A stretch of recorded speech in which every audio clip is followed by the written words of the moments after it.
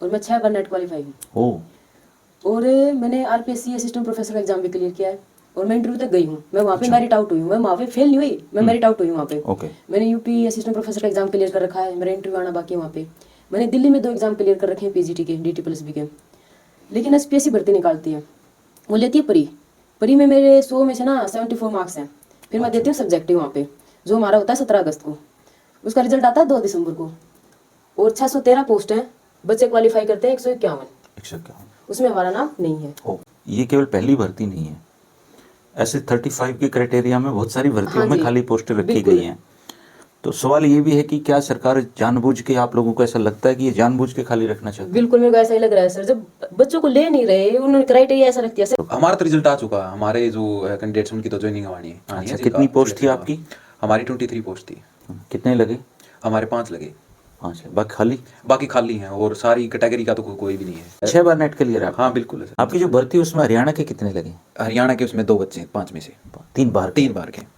इस जो भर्ती प्रक्रिया है एसपीएससी की, और इसका जो 35% का क्राइटेरिया है, इससे सबसे ज्यादा जो मार पड़ी है वो रिजर्वेशन वाले बच्चों पे पड़ी। बिल्कुल सर, डेटा भी यही कह रहा है। और आप किसी से बात कर लो ग्राउंड पे, कहीं भी यूनिवर्सिटीज में, कॉलेज में बच्चे बहुत परेशान हैं। लेकिन आप उठा के देखोगे इंग्लिश का रिजल्ट, जैसे मोनिका ने बताया कि 60 सीटें थी, डीएससी में 1 ही बच्चा आया। हमारे डिफेंस में 2 सीटें थी डीएससी की, 1 भी नहीं।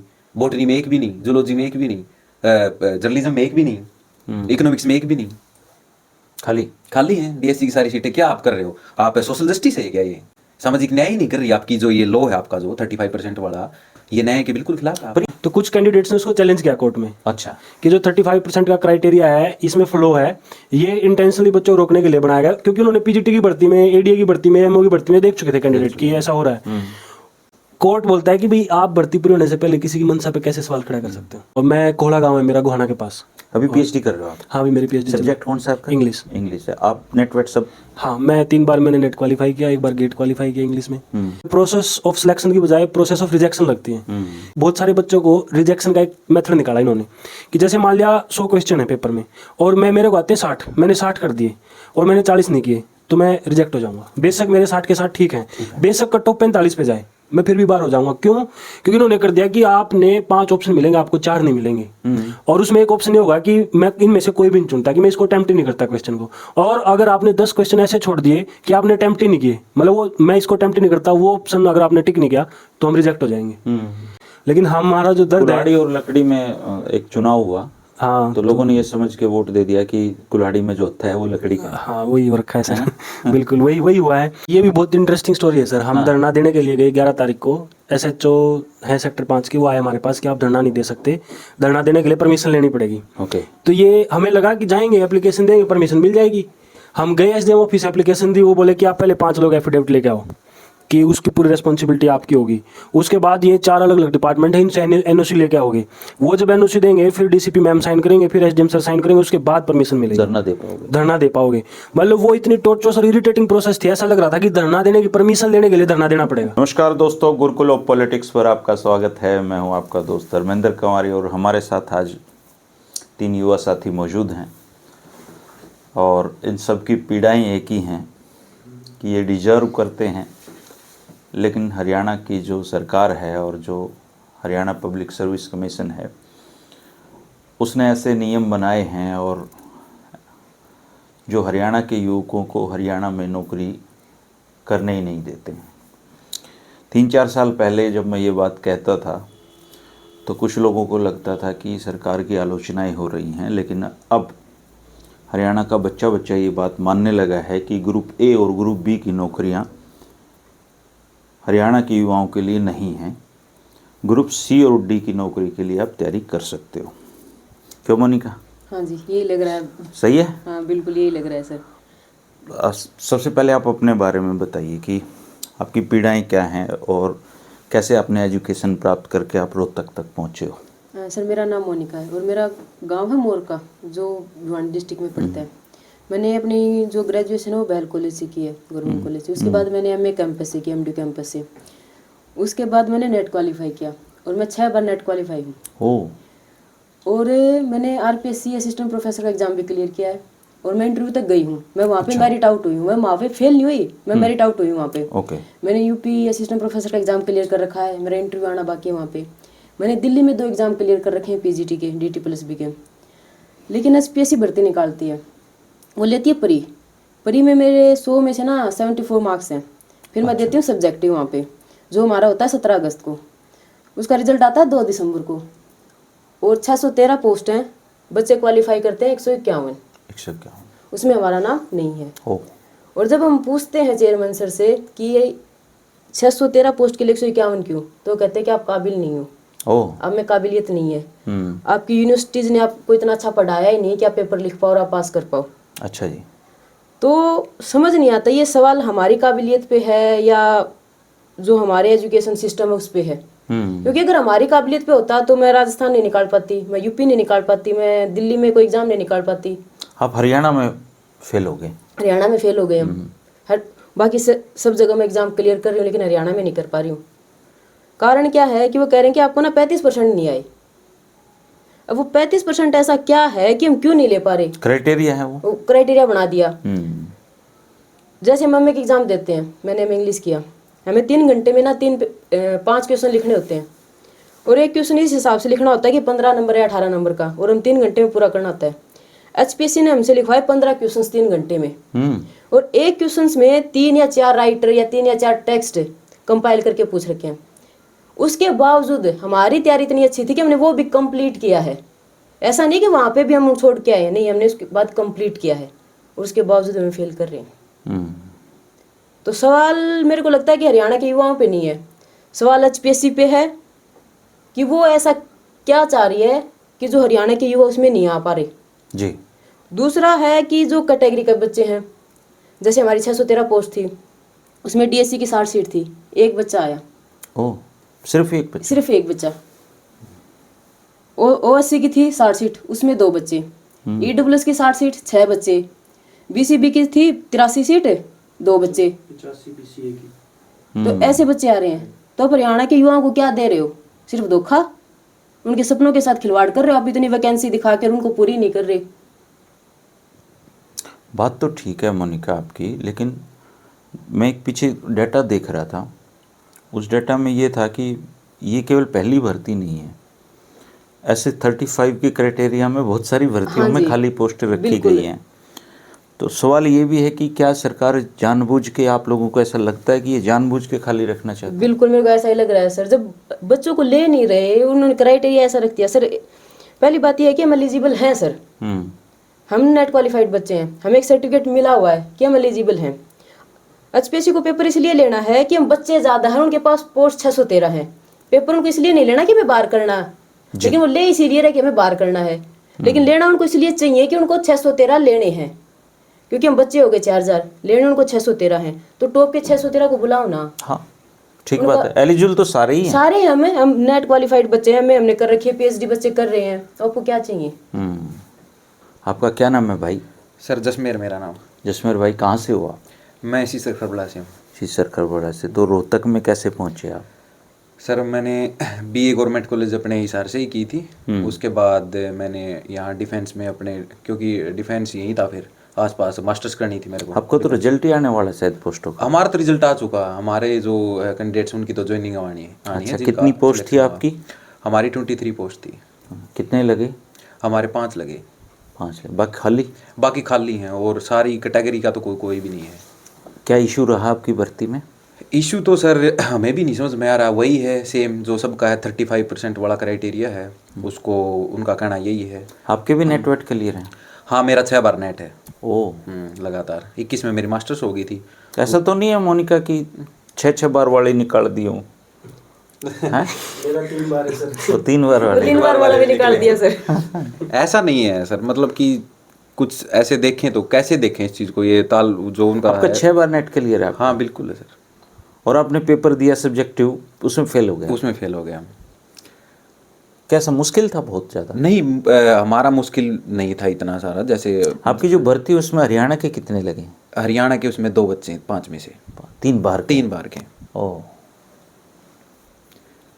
अब दोबारा रीअटेजिंग होगी, फिर कब लगेंगे? लेकिन जैसे सब्जेक्ट वाइज वेरी भी करती कुछ चीज़ें, जैसे सर्कमस्टांस ऐसे, जैसे इंग्लिश का तो क्या पता हर बार आ ही जाए, जितने सालों में तो भी आए। आपकी तो पोस्ट पर भी बहुत सालों हमारे में डिफेंस की तो 2016 में आई थी लास्ट, 19 वाली में नहीं थे। अब आए हैं फिर। हमारा तो गैप देखो 8-9 साल हो गए, और अनएम्प्लॉयमेंट का इतना सारा इशू है, आपको पता ही है हरियाणा में। तो हम नेक्स्ट वर्क के लिए क्या करेंगे, तब तक कुछ और उसमें चले जाएं, कुछ और। कई लोग तो ओवर एज भी हो जाएंगे। ओवर एज हो जाएंगे, वही तो। अब मेरी 28 है एज, तो मैं 5 साल कैसे वेट करूँ इस चीज़ को लेके। अभी PhD चल रही है MDU से, तो ये भी हो जाएगी 2-3 साल में। तो यही रहता हमारा तो इसमें, इस लाइन में, कि ये असिस्टेंट प्रोफेसर वाला है। और अच्छी खासी पोस्ट आई थी, ऐसा भी नहीं कि हम मान रहे थे ठीक है कि ये, लेकिन ये 35% जो मेरिट की बात कर रहे हैं, ये मेरिट वाला समझ ही नहीं आ रहा कि इसको आगे बढ़ाते हूँ मैं। मोनिका ने जो बोला है कि 35% ये जो स्क्रूटनी है करनी थी ना आपको, तो एलिजिबल तो हम हैं। आपकी सरकार के अंदर तो हमने BA किया, MA किया, नेट किया, अब PhD भी कर रहे हैं, और आप ही कह रहे हो कि एलिजिबल नहीं है। आप एलिजिबिलिटी देख रहे हो या स्क्रूटनी कर रहे हो, आपने जो पोस्ट निकालनी है, एलिजिबल तो हम हैं। तो आप ये मेरिट की कौन सी बात कर रहे हो। और उसमें से सबसे ज़्यादा जो है हरियाणा के बच्चों पे असर आ रहा, और फिर खासकर रिजर्वेशन के ऊपर। आप जितने भी आप निकालोगे ना, जितने भी सारी ये अभी रिजल्ट भी आ चुके 5 सब्जेक्ट के, और टोटल रिजल्ट और भी आगे साइंस वालों के आ चुके हैं बहुत सारे। जितने भी देख रहे हैं उनमें रिजर्वेशन वालों पे सबसे ज़्यादा मार है। इस जो भर्ती प्रक्रिया है HPSC की, और इसका जो 35% का क्राइटेरिया है, इससे सबसे ज़्यादा जो मार पड़ी है वो रिजर्वेशन वाले बच्चों पे पड़ी है। बिल्कुल सर, डाटा भी यही कह रहा है। और आप किसी से बात कर लो ग्राउंड पे, कहीं भी यूनिवर्सिटीज़ में, कॉलेज में बच्चे बहुत परेशान हैं। जबकि वो तो कहते हैं कि सरकार का कोर वोट बैंक है, कोर वोट बैंक है। जैसे OBC है, SC में अब जैसे DSC भी है, तो अब जैसे कैबिनेट मिनिस्टर्स हैं, कुछ DSC के चेहरा वो बोल रहे हैं, वो क्लेम कर रहे हैं DSC को लेके ऐसे वैसे।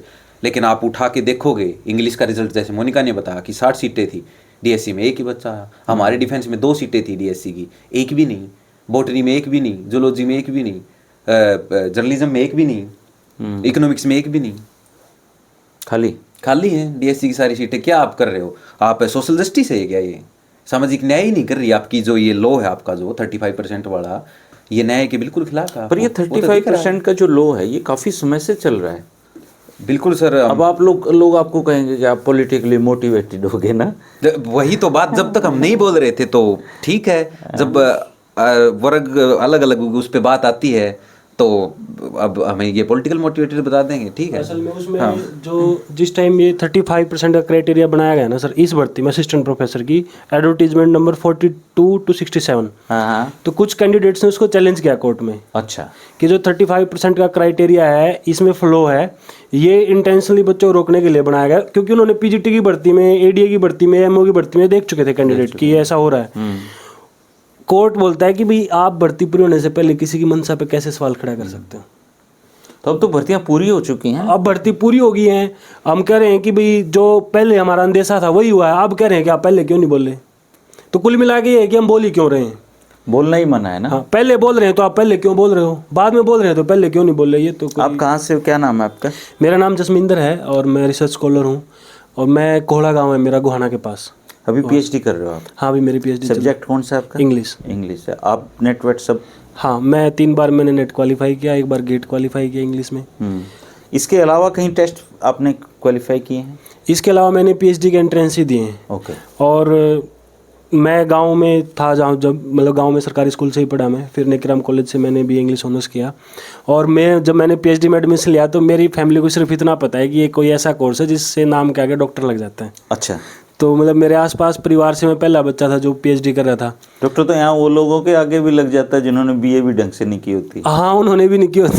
ठीक बात है आपकी। दूसरा ये था ना सर, जो ये पूरी प्रोसेस है ना, जो हम इसको रिक्रूटमेंट प्रोसेस को देखते हैं तो प्रोसेस ऑफ सिलेक्शन की बजाय प्रोसेस ऑफ रिजेक्शन लगती है। क्योंकि जैसे इन्होंने 3 लेयर्स में भर्ती को डिवाइड किया, पहले स्क्रीनिंग होगी, फिर सब्जेक्टिव होगा, फिर इंटरव्यू होगा। अब स्क्रीनिंग में क्या इंटरेस्टिंग बात यह है कि बहुत सारे बच्चों को रिजेक्शन का एक मेथड निकाला इन्होंने, कि जैसे मान लिया 100 क्वेश्चन है पेपर में और मेरे को आते हैं 60, मैंने 60 कर दिए और मैंने 40 नहीं किए, तो मैं रिजेक्ट हो जाऊंगा। बेशक मेरे 60 के 60 ठीक हैं, बेशक कट ऑफ 45 पे जाए, मैं फिर भी बाहर हो जाऊंगा। क्यों? क्योंकि इन्होंने कर दिया कि आपने 5 ऑप्शन मिलेंगे, आपको 4 नहीं मिलेंगे। और उसमें एक ऑप्शन ये होगा कि मैं इनमें से कोई भी नहीं चुनता, कि मैं इसको अटेम्प्ट ही नहीं करता क्वेश्चन को। और अगर आपने 10 क्वेश्चन ऐसे छोड़ दिए कि आपने अटेम्प्ट ही नहीं किए, मतलब वो मैं इसको अटेम्प्ट ही नहीं करता, वो ऑप्शन अगर आपने टिक नहीं किया तो हम रिजेक्ट हो जाएंगे। मतलब प्रोसेस तो इसलिए होती है ना कि मेरे को आता है नहीं आता, उस प्रोसेस तो सिलेक्ट करने के लिए होता है सिलेक्शन के लिए होती है। मतलब एचपीएससी इसलिए है ना कि उसको रिक्रूटमेंट करनी है। भाई 10 पोस्ट हैं, 100 लोग हैं, हाँ। उनमें से सारे योग्य हैं, हाँ। उनमें से सबसे अच्छे योग्य चुनने की तो प्रक्रिया है। हाँ, मतलब जब बच्चा कॉलेज में, वही बच्चा कॉलेज में खड़ा होगा, टीच करेगा, और एक बच्चा इसलिए रहेगा क्योंकि उसको 10 क्वेश्चन आते नहीं थे, उसने उनके गोले नहीं भरे कि मेरे को नहीं आते। तो ये अपने आप में स्टार्टिंग से ही इंटेंशन अलग क्लियर हो जाती है। या मैंने ऊपर रोल नंबर लिख दिया, उसके जो मेरे को एनसर्कल करना होता है वो मैंने एनसर्कल नहीं किया, उस वजह से मेरी आंसर शीट रिजेक्ट हो जाएगी।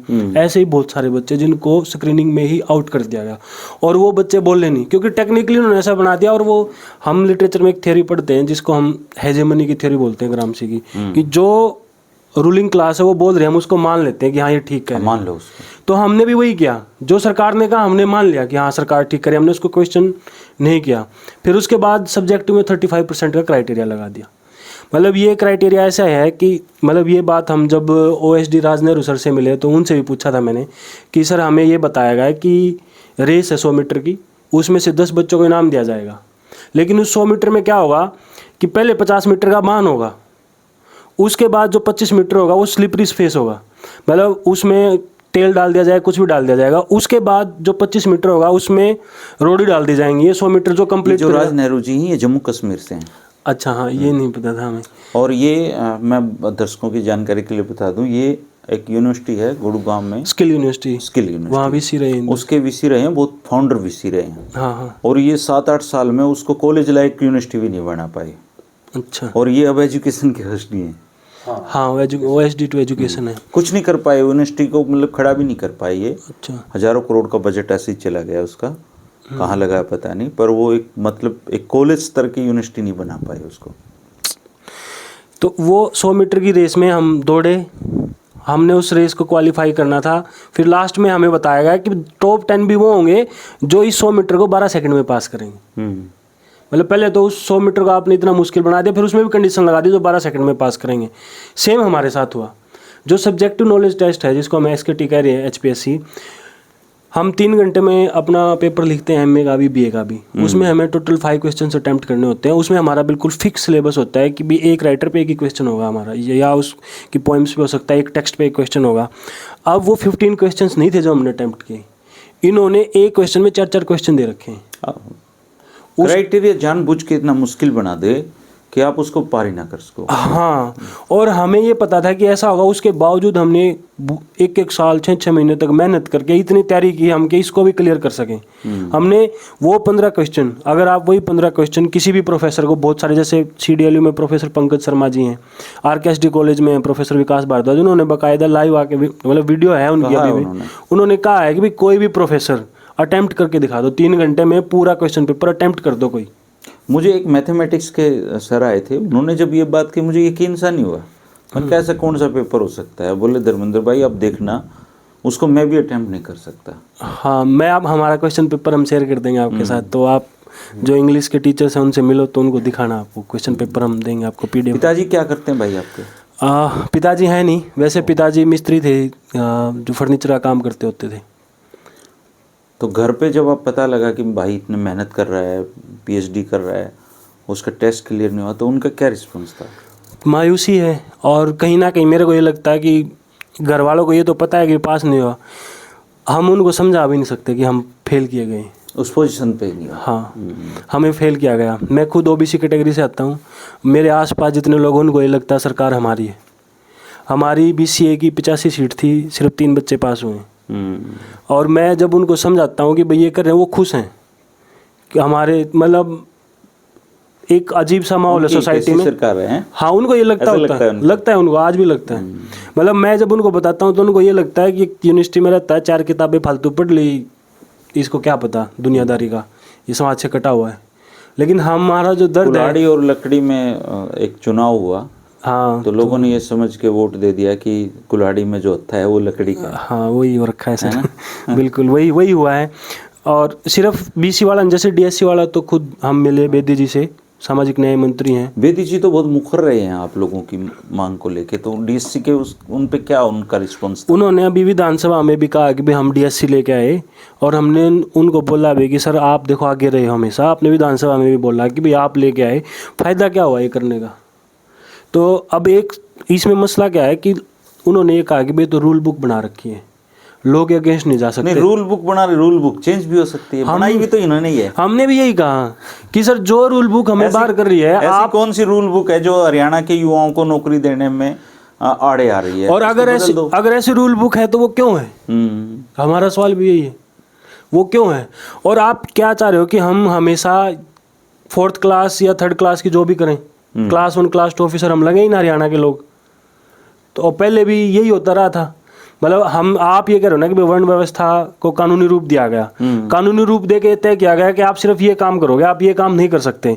आज भी आप कह रहे हो एक रूल बुक है, एक कानून बना दिया गया है, वो कानून ये कह रहा है कि भाई आप में ये योग्यता ही नहीं ये काम करने की। यही तो कह रहे हो आप, मतलब इनडायरेक्टली आपने यही बोला कि आप 35% नहीं ले सकते, इसका मतलब आप योग्य ही नहीं हो असिस्टेंट प्रोफेसर बनने की। जबकि हमारी एलिजिबिलिटी को चेक करने के लिए और अलग अलग जो प्लेटफॉर्म्स हैं, हमारी यूनिवर्सिटी हैं जिन्होंने हमें एलिजिबिलिटी का सर्टिफिकेट दिया, हमें एमए की डिग्री देके, यूजीसी नेट हमने क्वालिफाई किया।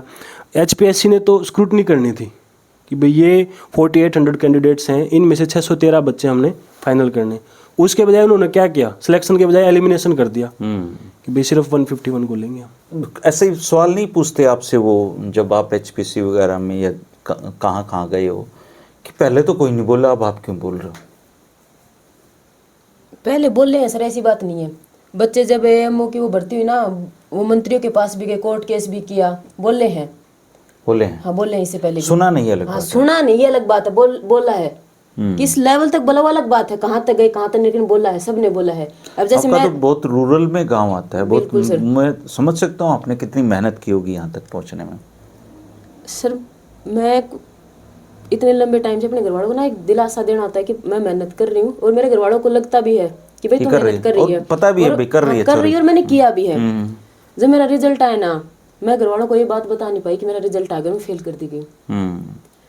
मेरे घर वालों को ये बात पता है कि मैं फेल हो गई हूँ, उनकी भी हिम्मत नहीं पूछने की तू फेल हो गई है। और कल मेरे पापा का फोन आ रखा था, तो घर पे मेरे छोटे बहन भाई की ना शादी की बात चल रही है, और मैं उनको ये कह रही थी कि वेट कर लो पापा, मेरी नौकरी लग जाएगी, उसके बाद हम आराम से कर लेंगे, मैं आपकी मदद करूंगी। तो कल मेरे पापा बोले कि तने बतेरे दिलासे दे लिए, घर ना आ जा, हम कर लेंगे आप। बिल्कुल दिल तोड़ने वाला। बिल्कुल सर, दिल तोड़ने वाली बात है। तो आप लोग ये अपनी जो जर्नी है विरोध की, इसमें कहाँ तक पहुँच, क्या क्या किया अब तक? सर सबसे पहले हम चेयरमैन सर से ही मिले, उनसे सवाल जवाब किए, तो उन्होंने तो कह दिया कि हम काबिल नहीं है, आपकी यूनिवर्सिटीज काबिल साफ कहा आलोक वर्मा ने? बिल्कुल साफ कहा है सर कि आप इस बात को एक्सेप्ट करो कि आप फेलियर हो। वो बिहार के हैं वैसे? हाँ सर, हमें भी पता लगा कि वो बिहार से हैं। तो कह रहे हैं कि आप काबिल नहीं हो, आपके प्रोफेसर्स ने आपको पढ़ाया नहीं है, और आप इस बात को एक्सेप्ट करो कि आप फेलियर हो। उसके बावजूद भी हम अलग अलग जैसे सीएम से भी मिले, उन्होंने कोई अच्छा खासा हमें रिस्पॉन्स नहीं दिया। उन्होंने तो बड़ा अजीब सा कहा नायब जी ने। हाँ नायब जी ने कहा कि हरियाणा किसानों का, खिलाड़ियों का प्रदेश है। हाँ जी। तो उनके कहने का इनडायरेक्टली वही था कि हरियाणा के जो बच्चे हैं वो पढ़े लिखे नहीं हैं। फिर इसके विरुद्ध एक बात वो भी कहते हैं कि हरियाणा के बच्चे यूपीएससी में भी लग रहे हैं। फिर वो कौन से हरियाणा के बच्चे हैं? वो बच्चे हैं जो यूपीएससी एचपीएससी के चक्कर में नहीं पड़ते। फिर एक उनका एक वो नोटिस आता है कि ना जो स्कॉलर्स हैं वो कॉलेजेस में पढ़ाएंगे। फिर वो कौन से स्कॉलर्स हैं एलिजिबल कि वो कॉलेजेस में पढ़ा लेंगे? हाँ, जो एचपीएससी का टेस्ट तो क्लियर नहीं कर सकते, पर वो बच्चे जरूर पढ़ा सकते हैं। बच्चे जरूर पढ़ा सकते हैं। आप हमसे बेकार तो करवा सकते हैं, लेकिन आप हमको एक पोस्ट 20,000 रुपए वाली, हाँ वो तो करवा लेंगे। वर्कलोड बचा है, जो वर्कलोड अभी कुछ अक्टूबर में शायद या नवंबर में कोई मीटिंग होती है, उसमें हमारे वीसी भी होते हैं, और उसमें ये एचपी जो डीएचई है उसके साथ वहाँ कोई है अधिकारी, उनके साथ मीटिंग होती है कि वर्कलोड हमने मांग लिया है। वो न्यूज़पेपर की कटिंग है अभी भी वो। हाँ, वो पॉलिसी है कि अब इसको बचे हुए वर्कलोड के ऊपर कॉन्ट्रैक्ट पे जो कॉलेजेस में जो कॉलेजेस में है वहाँ रिसर्च स्कॉलर जाएंगे पढ़ाने बचे हुए वर्कलोड के ऊपर, उनको परेशानी नहीं होगी। तो अब हम ही तो हैं वो रिसर्च स्कॉलर जो वहाँ पढ़ाएंगे, जो एचपीएससी के थ्रू नहीं लग पाए। वही तो बात है ना सर कि खाली छोड़ रहे हैं पोस्ट को, और क्या आपका बाहर से लेके आओगे, दूसरे देशों को लेके आओगे असिस्टेंट प्रोफेसर? हम ही तो थे कैंडिडेट जो अपने बाहर रिजेक्ट कर दिए, और आप भैया हम वहाँ जाके पढ़ाएंगे। ये नहीं समझ में आ रहा इनका दोहरा है जो ये बात। तो अभी क्या आप लोगों के आगे की क्या रणनीति है?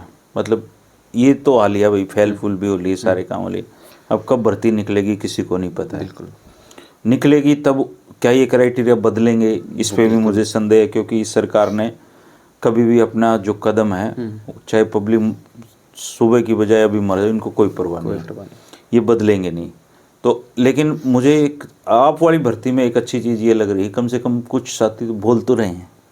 बिल्कुल, नहीं तो अभी तक चुपचाप खामोशी से लोग सुनते रहे, या किसी ने किया होगा, थोड़ा बहुत विरोध कर लिया, कोर्ट चला गया। तो अब आप लोग क्या करने वाले हो? अभी सर हमने मिले हैं, पहली प्रोसेस हम कैबिनेट मिनिस्टर्स के पास गए हैं, यानी कि सीधे सरकार से मिले हैं, जैसे OSD वो बताया हमें आपको, और कोर्ट में भी किया है, केस वगैरह भी किए हैं, और हम लगातार चंडीगढ़ उनसे मिले हैं। तो फिर हम धरने के लिए कर रहे थे कोशिश वहाँ में, पहले हमें परमिशन नहीं दी। पंचकुला में। अच्छा, शिक्षक सदन के सामने देंगे या HPSC के लिए? HPSC के सामने धरना स्थल जो सेक्टर 5 में। सेक्टर 5 में। ये भी बहुत इंटरेस्टिंग स्टोरी है सर। हम धरना देने के लिए गए 11 तारीख को। SHO है सेक्टर 5 की, वो आए हमारे पास कि आप धरना नहीं दे सकते, धरना देने के लिए परमिशन लेनी पड़ेगी। ओके। तो ये हमें लगा कि जाएंगे, एप्लीकेशन देंगे, परमिशन मिल जाएगी। हम गए SDM ऑफिस, एप्लीकेशन दी, वो बोले कि आप पहले 5 लोग एफिडेविट लेके आओ कि उसकी पूरी रिस्पॉन्सिबिलिटी आपकी होगी। उसके बाद ये 4 अलग अलग डिपार्टमेंट है, इनसे NOC लेके आओगे। वो जब NOC देंगे फिर DCP मैम साइन करेंगे, फिर SDM सर साइन करेंगे, उसके बाद परमिशन मिलेगी, धरना दे पाओगे।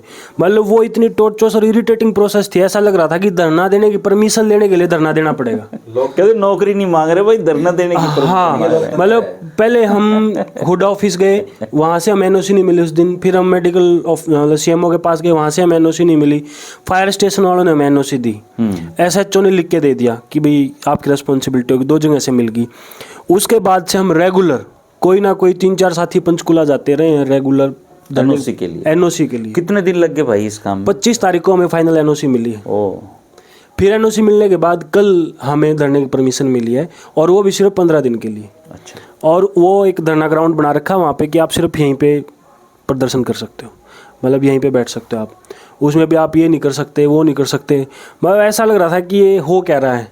जो हमने किताबों में डेमोक्रेसी की बातें पढ़ी हैं 6th क्लास से हमने पढ़ना स्टार्ट कर दिया, वो डेमोक्रेसी और ये जो आज हम जी रहे हैं, ये दोनों बिल्कुल इसमें कॉन्ट्राडिक्शन है। और ये कॉन्ट्राडिक्शन प्रैक्टिकली जब हम फेस कर रहे हैं तो बहुत ख़राब लगता है।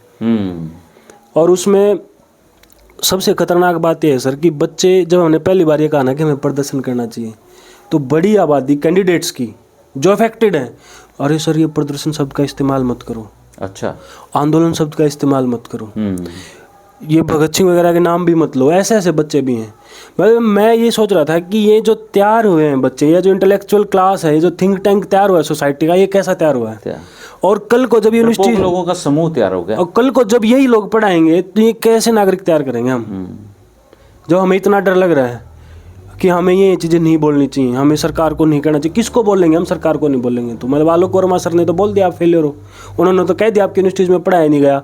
अब इस बात ना तो एजुकेशन मिनिस्टर को बुरा लग रहा कि हमारी पूरे हरियाणा के एजुकेशन सिस्टम को इन्होंने 5 मिनट में बोल दिया। तकलीफ है वैसे। हाँ, लेकिन इंग्लिश के बिना काम तो नहीं चलता ना सर। तकलीफ होना एक चीज़। जो सारे लेटर हिंदी में करवा दिए। हमें भी हिंदी आती है, हम हिंदी लिख सकते हैं, हम हरियाणवी भी लिखते हैं देवनागरी में, हम हरियाणवी में गीत भी लिखते हैं, कविताएं भी लिखते हैं, हम हरियाणवी बोलते हैं घरों में। लेकिन इंग्लिश तो टाइम की जरूरत है सर। उसके बिना काम चला के देखो आप, कैसे आप विश्व गुरु बनने की बात करेंगे फिर? ऐसे ही भारत माता की जैसे। तो वो तो सर अब देख सकते हैं हम क्या हो रहा है। और कोर्ट से सर, हमने कोर्ट में केस जरूर किया है, क्योंकि इससे पहले AMO की भर्ती का ऑर्डर आ चुका है कोर्ट से। अच्छा। और कोर्ट ने 35% क्राइटेरिया को अपहोल्ड किया। हाँ, ओके। और कोर्ट की लास्ट लाइन ये है कि this criteria can not be compromised, sorry this standard can not be compromised in the larger interest of public. कि पब्लिक इंटरेस्ट में है, कोर्ट ने भी यही माना है। तो हमने से तो उम्मीद ही खत्म हो गई। केस तो किया है हमने, फिर भी थोड़ा बहुत जैसा भी ढांचा बचा हुआ है जुडिशरी का, क्या निकलेगा, इसीलिए हमें लगा कि उसके पैरेलल हमें। तो अभी आप लोग कितना ग्रुप तैयार हुआ आपका पंचकुला जाने के लिए? हम जो इकट्ठे हैं बच्चे, जो हमने व्हाट्सएप ग्रुप बनाए हैं अपने, उसमें 1000 से ज़्यादा कैंडिडेट हैं। अब पंचकुला प्रोटेस्ट में कितने पहुंचेंगे वो तो सोमवार को ही पता चलेगा, पर हमारा भी अनुमान है कि 100-150 के आसपास कैंडिडेट्स कम से कम वहाँ पे पहुंचने चाहिए, तभी जाके कुछ मामला बनेगा। और उसके अलावा मतलब हमें सिर्फ अब ये लगता है कि मामला सिर्फ हमारा नहीं है, सिर्फ HPSC का भी नहीं है, ये मामला हरियाणा की पूरी आबादी का है कि ये मामला उन लोगों का भी है जिनको ये लगता है कि उनकी हितैषी सरकार है। हाँ बिल्कुल। कल को जब उनके बच्चे लाइन में लगेंगे नौकरी के, तो ये मान के चलें कि उनके लिए ग्रुप C और D की नौकरी है। हाँ बिल्कुल। A और B की नौकरी वो नहीं लग पाएंगे। बिल्कुल। तो ये मामला उन सब का है, खासकर जिनको वही जो आपने बोला है हितैषी है, और उनका भी जिनको ये लगता है कि हरियाणा जैसा कोई आइडिया है, हरियाणवी कल्चर जैसी कोई चीज़ है, उसका भी सवाल है ना कि आने वाले टाइम में उसका क्या होगा अगर ऐसे ही चलता रहा तो। और अभी तो जैसे हमारे दिमाग में कई बार ये भी आता है कि जब क्लास 1 क्लास 2 के ऑफिसर मैक्सिमम बाहर से होंगे, तो इलेक्शन कमीशन जब इलेक्शन होंगे तो क्या होगा फिर। यही है मतलब विपक्ष उस बात को, मतलब हमें ये नहीं लग रहा कि विपक्ष उस बात को इतनी तनदेही से, विपक्ष पक्ष मुझे लगता है कोई है ही नहीं, अब तो प्रदेश में ही नहीं है कुछ भी। मतलब इस मामले में बोल रहा है सर विपक्ष, ऐसी बात नहीं है। मतलब लगभग जितने नेता हैं बियॉन्ड द पार्टी लाइंस सब बोल रहे हैं, लेकिन वो वही है कि हमने फेसबुक पोस्ट डाल दी, ट्वीट कर दिया, मामला पूरा होगा। नहीं, मतलब उस तरीके से सर मुखर नहीं दिखे, जैसे मतलब कि जसविंदर कह रहा है कि डालनी है, ये HPSC वाली डाल दी। हर बार जो भर्तियां होती हैं उनकी डाल देते हैं, ट्वीट कर देते हैं, फेसबुक पे लिख देते हैं। ये क्या है? आजकल सोशल मीडिया का ये भी होगा ना कि एक ट्वीट करते ही समझता है जिम्मेदारी खत्म होगी मेरी। जैसे आज आया, आज रिजल्ट आया OSTO इलेक्ट्रिक का कुछ है, हाँ, वो उसमें B क्लास बहुत की है, बार की। आज का ही है, फिर गर्म आ गया 1 दिन के लिए, 2 दिन के लिए, 3 दिन के लिए, बस फिर ठप पड़ जाएगा। उन्होंने तो बस ट्वीट किया है, दीपेंद्र ने ट्वीट कर दिया, फलां ने ट्वीट कर दिया, बस और क्या है उनके पास। मुख्यमंत्री जी से मिलना हुआ कभी इस मामले में? क्या बोले वो?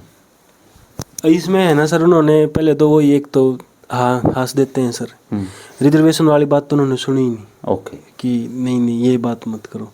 जब कैंडिडेट्स ने बताया कि रिजर्व कैटेगरी कैंडिडेट्स की भी पोस्ट खाली जा रही हैं सर, उसके बाद कुछ हमारी अपनी फाइंडिंग्स है, हमारी अपनी रिसर्च है कि जैसे उसमें पेयर्स में बच्चे पास हो रखे हैं जो आगे पीछे बैठे थे। अच्छा। ऐसे 16 पेयर्स जैसे 11 रोल नंबर है, 12 भी पास। हाँ हाँ, ऐसे कितने हैं? 16 पेयर्स हैं ऐसे जो पास हो रखे हैं।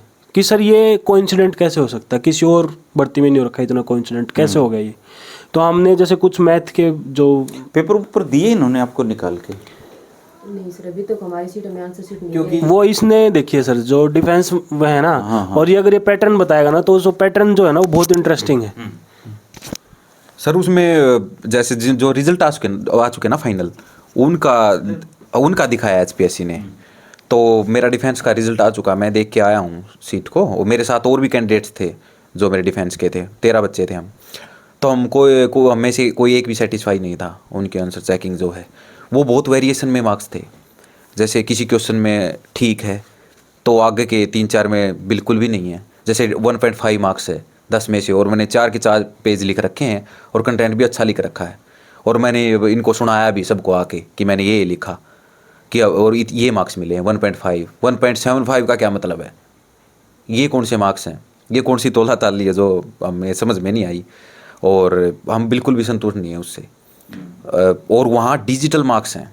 अच्छा। हाँ, ऐसे भी नहीं कि पेन से मार्क्स हैं, और उसमें तो मैनिपुलेशन के चांस हैं। आप पब्लिक भी नहीं कर रहे उसको, सिस्टम पे दिखा रहे हैं बस बैठ के। कितने नंबर आपके? हाँ, उसमें ऐसे है जैसे सीट दिखा दी और एक फर्स्ट पेज है उस पर लिखा है कि क्वेश्चन नंबर ये और आपके इसमें इतने मार्क्स हैं, और फिर डिजिटल चेक हुए हैं सारे।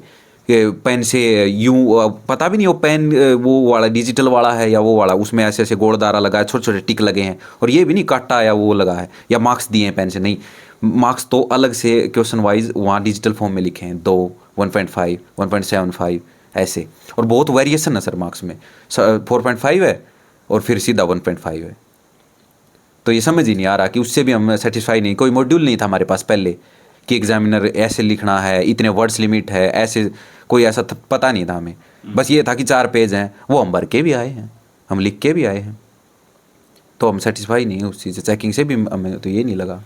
जैसे हम उस दिन जिन्होंने आंसर शीट चेक की उस दिन हम मिले इनसे, ये हमें बताता था कि इसने का एक क्वेश्चन था डेमोक्रेटिक पीस थ्योरी का, तो इसने 4 क्वेश्चन में democratic what is democratic peace theory, उसके जो प्रोपाउंडर्स हैं वो कौन कौन है, उनके बाकायदा नाम और उनके आइडियाज़ क्या क्या हो, पूरा आइडियाज़ लिख के, और ये थ्योरी कैसे इवॉल्व हुई और कंक्लूजन, वो जो पूरी चीज़ लिख सकता था इसने लिख दी। अब 10 में से इसको मिले 1.5 मार्क्स। तो टोटल 10 में से टोटल 15 क्वेश्चन हैं।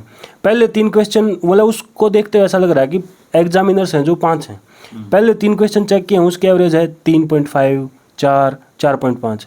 फिर उससे अगले हैं question number 4th, 5th, 6th 1.5, 2, 1.25। फिर उसके बाद है 7th, हाँ क्वेश्चन नंबर नहीं question number 7th, 8th, 9th फिर 2, 2.5, 3। मतलब वो जो एवरेज है ना ऐसे चल रही है। मतलब कि जो निकालते होंगे 2.23 ऐसे, पता नहीं सर, हमें तो हमारे प्रोफेसर पहली नहीं बार ऐसे देखी नंबर हमने देते ऐसी थे बात ना, हम किसी बच्चे को दे रहे हैं पीएचडी मैं में। भी खूब पढ़ा हूँ, मैंने भी कभी ऐसे नंबर नहीं देखे। पहली बार देख रहे हैं सर हम भी ऐसी नाम ने लिए या ना तो फिर दिए। आप बताओ कि भाई आप इंट्रोडक्शन लिखोगे तो इतने मार्क्स मिलेंगे, उसके कंटेंट में आप जो आपसे पूछा गया उसको एक्सप्लेन करोगे तो इतने मार्क्स मिलेंगे। आपसे 3 चीजें पूछी गई, 3 में से 2 एक्सप्लेन करोगे, 1 एक्सप्लेन करने 1 मार्क, फिर 1 ऐसे कोई उसका इन्होंने बाइफरकेशन नहीं दे रखी है। और ना वहाँ ऐसे दिए हैं जैसे मैंने बताया कि भाई इंट्रो में ये दे दिया है, इसमें ये दे दिया है, कंक्लूजन में ये दे दिया आपको मार्क्स, वहाँ दिए भी ना, सीधा लिख रखा है डिजिटल मार्क्स से बस स्टार्टिंग में। वो दिया भी तो नहीं आपको इसमें इतना मिला है और आपकी ये गलती है इसमें, हमें पता तो चले, वो भी नहीं है वहाँ तो। और वो भी पैसे दे के देखा आपने?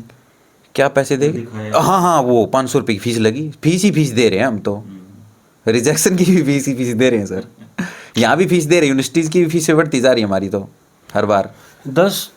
हर साल 10% फीस बढ़ेगी ऐसा कर रखा बच्चे है। घट रहे हैं, देखो। घटेंगे सर। सर जैसे अब देखो, क्या करेंगे? जैसे हमारा सब्जेक्ट लो आप, सीट नहीं भरी किसी हाँ जी। पीएचडी की फीस सर 2021 में 10,000 रुपये थी, 2025 में 34,000 रुपये। मैंने एमडीयू की फीस अब की बार पीएचडी की 30,000 रुपये भरी है, पिछले साल हुआ था मेरा, उससे पिछले साल 15,000 थी, उससे पिछले साल 10,000 थी, ऐसे है। और जैसे मेरा सब्जेक्ट है डिफेंस कॉलेज कैडर में, 8 साल बाद मैं आपको बता रहा था कि आई है हमारी, अब 23 आई है पोस्ट, अब वो वर्कलोड गया होगा, अब 8 साल बाद आई है, उसमें 5 बच्चे गए हैं। अब वो कॉलेजेस में बच्चे एडमिशन कैसे लेंगे जब प्रोफेसर्स नहीं होंगे, तो सब्जेक्ट डिक्लाइन पे जाएगा, वर्कलोड चला जाएगा। तो आप कह रहे हो ना कि बच्चे घट रहे हैं, अपने आप ही घटेंगे, इनकी पॉलिसीज ऐसी हैं कि इनको लगाने ही नहीं है, इनको वर्कलोड भी नहीं दिखाना, वो HKRN या प्राइवेट उस पर लेके आना। यार एजुकेशन की बारी अब खत्म होने की, पहले स्कूलों को कर दिया है। तो क्या समाधान निकला जिससे है इसका?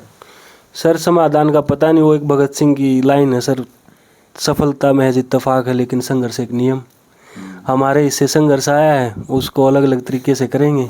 अभी हमने धरना फाइनल किया है, इससे पहले साथियों की समझ थी कि भी हम पहले सरकार से मिलें, तो हम जहाँ जहाँ हम जा सकते थे, जहाँ जहाँ से हमें टाइम मिला हम सबसे मिले। उसके बाद अब हमें लगता है कि जो भी सामाजिक तौर पर सक्रिय लोग हैं, किसी भी पार्टी के, किसी भी विचारधारा के, हम सबको बताएं कि भाई ये हो रहा है, आने वाले टाइम में इसके रिजल्ट बहुत ज़्यादा ख़राब होने हैं, हम धरना दे रहे हैं। आप जैसे भी हमें मदद कर सकते हैं, हमारे साथ आगे बैठ सकते हैं, सोशल मीडिया पे डाल सकते हैं, व्हाट्सएप ग्रुप्स में शेयर कर सकते हैं, जैसे भी आप सपोर्ट कर सकते हैं। तो हम लोगों से अपील ही करेंगे कि हमें सपोर्ट करें, क्योंकि और कोई रास्ता हमें दिख नहीं रहा। यही रास्ता। मतलब ना तो हमें सरकार, मतलब बेदी जी ने बहुत अच्छे से बात की थी, उनको समस्या भी समझ में आ गई थी। वो इकलौते ऐसे पॉलिटिशियंस थे जिन्होंने 10 मिनट में हमारी प्रॉब्लम पकड़ ली। जितने भी पॉलिटिशियन से हम मिले, उनको 10 मिनट में उनको समझ में आ गया कि भाई तुम्हारी प्रॉब्लम ये है कि 35% का क्राइटेरिया जब तक हटेगा नहीं और 2 गुना को बुलाएंगे नहीं, प्रॉब्लम का समाधान होगा नहीं। इतने अच्छे से तो जो हमारे साथी हैं कैंडिडेट्स, उनको नहीं समझ में आई हुई, उनको समझ में आ गई, लेकिन अब वो कर क्या सकते हैं? वो बेचारे इमोशनल हो रखे हैं, कोई कह रहा है कि रीचेक करवा लो, कोई कुछ करवा लो, हमारे साथ ऐसा क्यों हो गया, वो हो गया। मतलब उनको समझ में आ गई थी 35% वाला। एक चीज ये भी होती है कि कई बार ऐसा लगता है कि हम अगर लड़ाई लड़ेंगे तो ये हमें क्या अब तक ग्रुप सी में भी पास ना होने दें। हाँ बिल्कुल है सर। हमारे दोस्त हमें बोल रहे हैं कि भाई तुम धरना दोगे तो देखना कहीं कहीं के भी ना रहो, कहीं कहीं लगो ही के ना, भी फिर तो वैसे कभी भी नहीं रहे, 7-8 साल इन AB पर क्लास के हमें लिए ये मेहनत समझ करते में हैं। आया कि ये भर्ती अभी आई है, इसके बाद आएगी या नहीं आएगी क्या होगा हमें नहीं पता। और ये क्राइटेरिया अगर रहता है, इन्होंने ठान लिया कि इंटेंशनली हमने पोस्ट लगाने नहीं, HKRN में लगाने, रिसर्च स्कॉलरशिप पढ़ाएंगे, तो ये हमें कहाँ भगाएंगे? तो स्कॉलर्स तो हम ही है फिर, तो वो बेकार करवाने के लिए तो हैं। हम HKRN में 24-25 हज़ार रुपये देंगे। अभी MDU में क्या हुआ sir, net plus PhD criteria रखा गया और असिस्टेंट प्रोफेसर चाहिए थे इनको कॉन्ट्रैक्ट पे 2 सेमेस्टर के लिए, और सैलरी आप इमेजिन करो कितनी होगी सर। कॉन्ट्रैक्ट पे असिस्टेंट प्रोफेसर की सैलरी, जिससे नेट प्लस PhD मांगे, जिसने PhD में 42,000 रुपये स्कॉलरशिप लिया हर महीने, उसको ये महीने की सैलरी देंगे 10,000 रुपये। क्या बात है। बिल्कुल, मेरे ये डिपार्टमेंट में लगे हैं और MD पहले भी यूनिवर्सिटी की लगे स्टोरी है हैं, सर, PhD होल्डर 10,000 रुपये। तो उससे एजुकेशन कहाँ जाएगी, रिसर्च क्या होगी? बड़ा सवाल ये है कि वो इतना पैसा रखे क्या काम? हाँ ये भी है सर, ठीक है। तिजोरी भी साथ देनी चाहिए। हाँ पता नहीं, इंफ्रास्ट्रक्चर तो बढ़ रहा है एमडीयू में, और रिसर्च में और एकेडमिक्स में डिक्लाइन हो रहा, बिल्कुल जीरो जा चुकी है। रिसर्च का हाल पहले पूरे देश में ही खराब है, उसके बाद आप कर रहे हो कि अब कॉलेज में जाके पढ़ाओ। यूनिवर्सिटीज़ में, डिपार्टमेंट्स में प्रोफेसर्स कम है, उनको बना रखा है इन्होंने क्लर्क, उनके स्कॉलर्स पढ़ाते हैं। प्रोफेसर क्या करेंगे जब उनको इतने सारे समर्थ पोर्टल आ गया, ये पोर्टल आ गया, वो पोर्टल आ गया, सारे पोर्टल्स को उनको हर जगह उनके साइन होने हैं, तो स्कॉलर्स क्लासेस लेते हैं बहुत बहुत जगह। अब वो स्कॉलर्स कॉलेजेस में भी क्लासेस लेंगे, रिसर्च कब करेंगे वो? जैसे मेरा जो टॉपिक है वो मेरा फील्ड स्टडी का है, कल्चरल स्टडीज़ है मेरी, और वो बहुत मेहनत का काम है, मैं जाता रहता हूँ। तो अब मैं क्लासेस लूँगा, उसको तैयार करूँगा, अपना रिसर्च का काम करूँगा। अभी तो आप धरना दोगे ना? हाँ अब वही वी हैव टू, और कोई ऑप्शन भी नहीं है हमारे पास। मोनिका कुछ है, कुछ कहना है? और कहना तो सर अब यही है कि हम धरना कर रहे हैं 29 को, पंचकुला पहुंच रहे हैं, और सबसे अपील है कि जो भी आ सकता है वो 29 को पंचकुला पहुंचे सर, और बिना डरे आए। बिल्कुल बिना डरे आए, क्योंकि डरने को अभी कुछ बचा नहीं है हमारे पास, खोने को कुछ नहीं है। एक पोस्ट थी वो हमसे छीन ली गई है। दोस्तों, दुष्यंत कुमार का एक शेर है कि आग मेरे सीने में ना सही, आग तेरे सीने में, आग हो मगर कहीं जलनी चाहिए। हंगामा खड़ा करना मेरा मकसद नहीं, कोशिश है ये सूरत बदलनी चाहिए जी। आज ये 3 दोस्त हैं, और इनमें आप अपने बच्चों की छवि देख सकते हैं। अगर आपके घर में बच्चे हैं तो आप अगर खुद एक युवा हैं तो इनमें से अपनी छवि देख सकते हैं। आप इनमें अपनी जाति भी ढूंढ सकते हो, आपको तमाम जातियां इनमें मिल जाएंगी।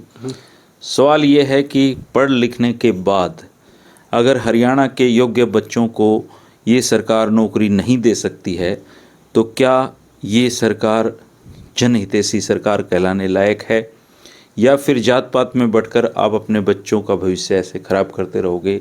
ये सवाल हम सबको सोचना है। आज ये 3 बच्चे आगे आ रहे हैं, कल 30 हो जाएंगे, कल 300 भी हो सकते हैं। ये भी हो सकता है कि इन 3 को समर्थन ना मिले तो ये भी चुप घर पे बैठ सकते हैं। लेकिन ये यकीन मानिए कि अगर ऐसे ही चलता रहा, HPSC का यही रवैया रहा, तो आने वाले समय में आप प्रदेश के जितने भी योग्य बच्चे हैं वो ग्रुप C और D की नौकरी का सपना देख पाएंगे। ग्रुप A और ग्रुप B की नौकरियां बाहर के लोगों को भारी मात्रा में दी गई हैं, दी जा रही हैं और दी जाती रहेंगी। ये आपका अधिकार है। ये उसी तरीके की बात है कि आपकी थाली में केवल एक ही रोटी थी और वो भी किसी दूसरे को उठा के दे दी। आदमी दान पुण्य भी तब करता है जब उसके पास सरप्लस चीज़ें होती हैं।